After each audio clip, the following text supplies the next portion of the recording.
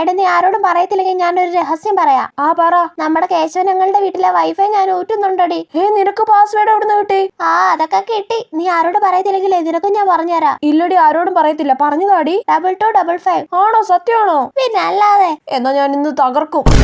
Wifi connect ആയി. അയ്യോ, എനിക്ക് കൊറേ സീരീസ് ഡൗൺലോഡ് ആക്കണം. പുറത്തിറങ്ങിയിരിക്കുമ്പോഴാ നല്ലോണം റേഞ്ച് ഉള്ളത്. കൊച്ചെന്താ ചായ എടുത്ത് വെച്ചിട്ടുണ്ട്, ഇങ്ങോട്ട് പുറത്തോട്ട് കൊണ്ടുപോവാ. അമ്മേ എന്താ മോളെ പുറത്തിരിക്കുന്ന? ചുമ്മാ കാറ്റൊക്കെ കൊള്ളായിരിക്കും ത്രേസ്യാമ്മച്ചി.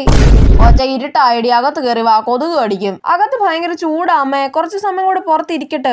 ഒരു 100 സീരീസ് എങ്കിലും ഡൗൺലോഡ് ആക്കിയിട്ട് ഞാൻ ഇവിടുന്ന് എണീക്കും.